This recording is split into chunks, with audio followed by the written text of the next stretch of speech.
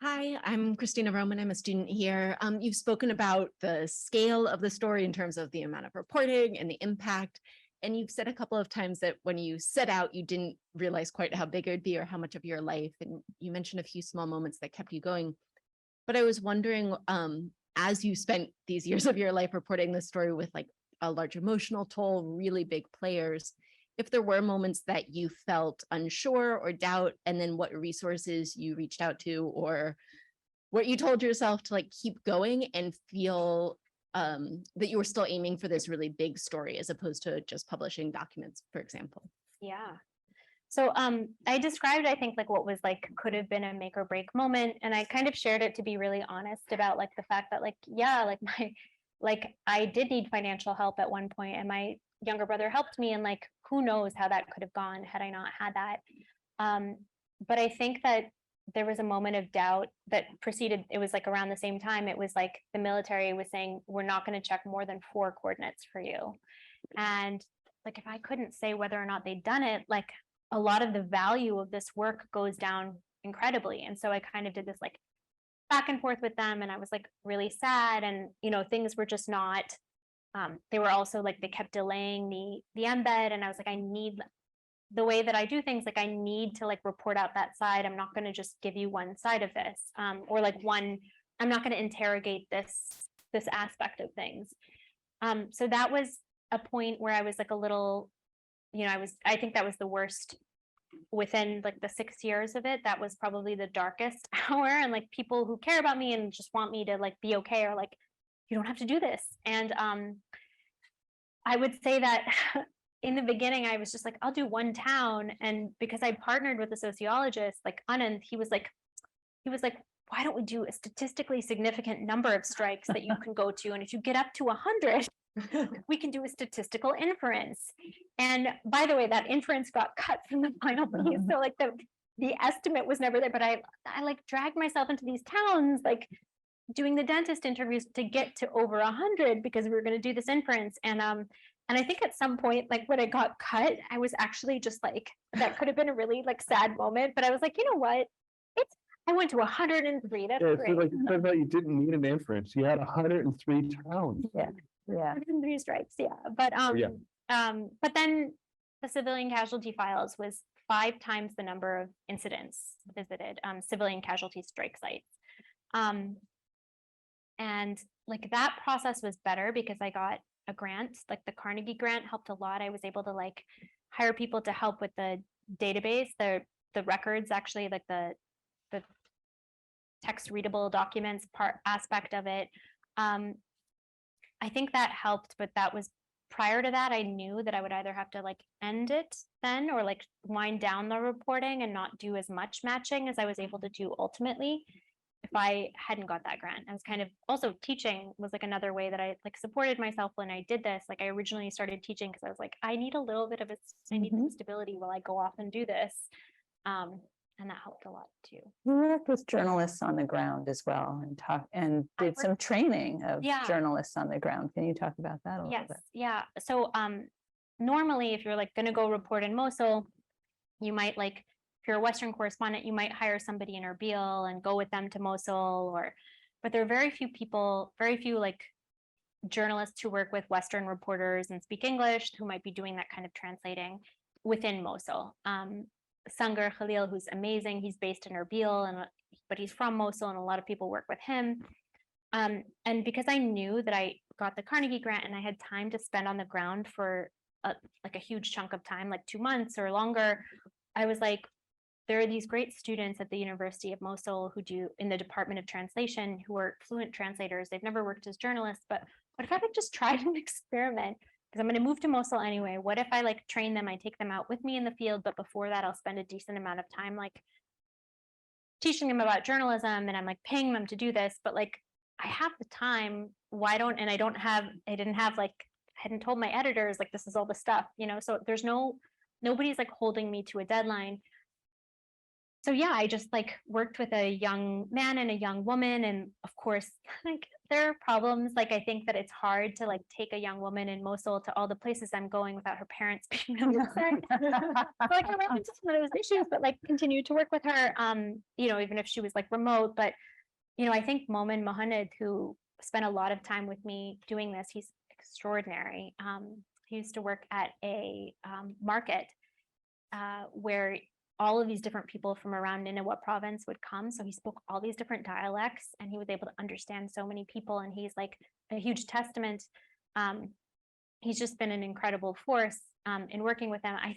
I would consider him now, like he'd never done journalism before this, but I think he's probably like the best reporter in like Northern Iraq right now. He's so great. And I don't say that to like toot my own horn. I say it to be like, I wish there were more opportunities for that kind of training in these places. And I only got it because of a stroke of luck, that kind of time. That makes sense. Yep. It's worth adding on that Azmat is a world-class community builder, as you all know, Yeah. and that I think that's been a very powerful part of your project. Like it obviously pushes your project forward, but also like there's a lot of other projects forward too.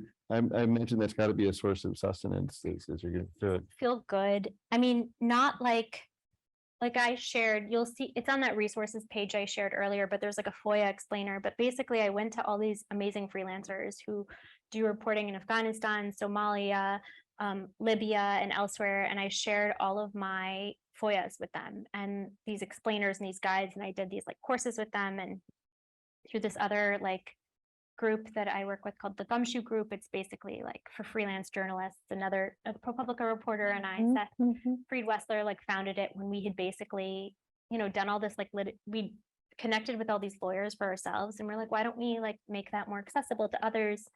So through the Gumshoe Group, I basically got a lot of these freelancers paid to replicate these FOIA requests, and like it's different. AFRICOM can function differently than CENTCOM, and the litigation might take longer, but I think if you can scale your work in that way, it will make you feel less bad when things aren't going really well. You can be like, well, maybe something else will come up. I don't know. It makes me feel better. It's not really like, I don't say this to toot my own horn. I say it's like, it's something that like when the mental toll of doing the work is building up, that might give you some clarity and pause.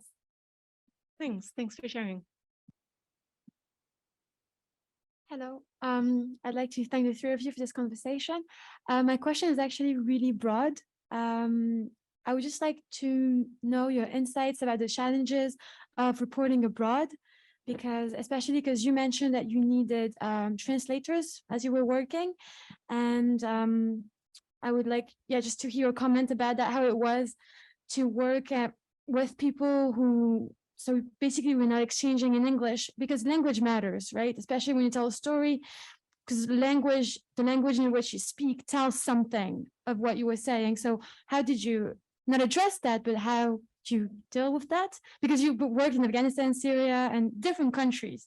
So, yeah. Yeah, I mean, I would say that if you can get local in one place, I would recommend it. So there's a reason I did go to Afghanistan, I did go to Syria, but I kept coming back to Iraq, because the more local you can get with a place, the better reporting you're going to be able to do. So when I knew that like I need to match a large number of these files to people, I was like, Mosul, like I've gotten to know Bassem so well, like I've met all these people there, I have like this network, I think I can be more safe and secure than I would be in Raqqa because I have this existing network. And so I encourage you, if you're thinking of doing international reporting, it's not like I hop from country to country, like, I was based in Pakistan for a year, like but I do think that find the place where you maybe have built up something and kind of grow that. That's one piece of advice. And then of course, like working with translators was essential to me. My Arabic, I would never trust using it in these places. Like I don't think I could properly feel confident in what I would be taking away from that. But I do think like trying to learn as much as you can. So like the two students that I mentioned originally, I actually hired them to teach me Maslawi originally during the pandemic. I was like, well, I can't go there. Why don't I learn? I was terrible at it, but like, I think their like respect for me was like, who is this? That you would even try to they do were this, just like, right? what are you doing trying to learn this? Like, where are you going to use this? But but that's how it started. And I think you have to try. I have to be really honest. I'm not very good. But I think the effort goes a long way. And like Afghanistan and Pakistan, it's different, you know, obviously have more language skills, but like, I wish that I was able to do this on my own, but. No, but you can, but I'm not. okay, but at least you said that every time you would, I mean, you would not just like go from a country to another country, you would actually stay there for a while and then, okay, well, that was helpful. Thank you. Thank you. And this will be our last question. Hi, Thank you. I have a question about writing the piece. So how did you try to like balance the narrative portion with more of the information portion and everything that happened with, you know, the Pentagon and all of that? And specifically because you talk to so many people and they have such compelling stories, was there maybe, you know, a person or a story you wanted to feature that just wasn't able to make the cut to the newspaper or the magazine? Yes, and Luke, I think would be really best to talk about this because I probably could not tell you what fell out at this point because we were racing against a newspaper and a magazine deadline and like the fact check and the daily and the graphics and all these thousands of other things. And so we actually cut a ton. And poor Luke, he deserves so much credit on the magazine story, especially in addition to like all of the wrangling, but so much, like, I feel like there was like a skeleton I put in something terrible. Okay. And he would just like, I don't know, you made it make sense. Oh, sure. No, he really did. Yeah, in terms of like squeezing things in, Azmat's a master of like explaining to you why the story actually needs to be 500 words longer because we have to, this person, just look what they went through. They have to be in there. They have to be in there. What's wrong with you? It should be right. And sometimes there's just like the Your editor. It's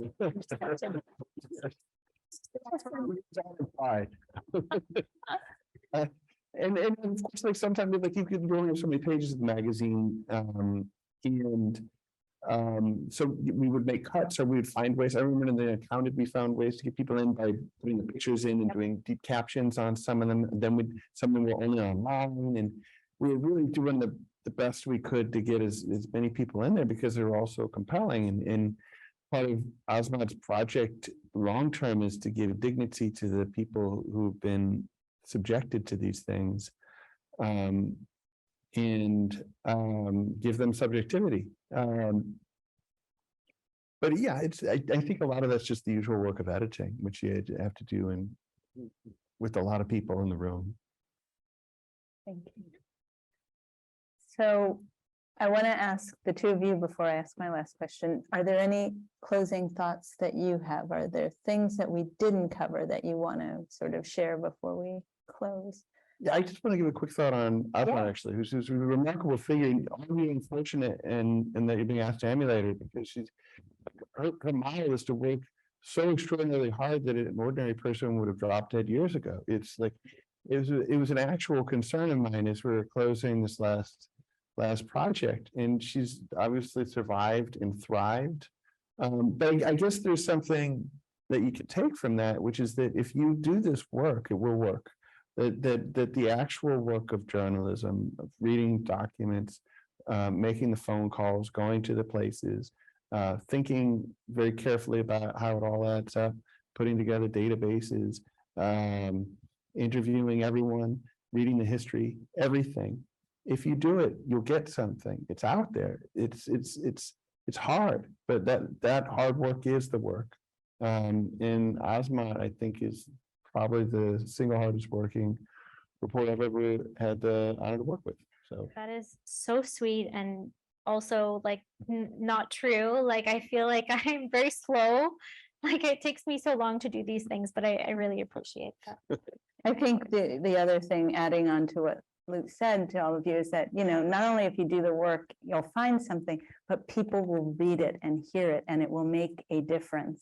And I think in these times when we start to think that journalism, and there are questions about whether it matters, and there are questions about who's listening, and there are questions about whether it makes a difference, this is an example of how it does.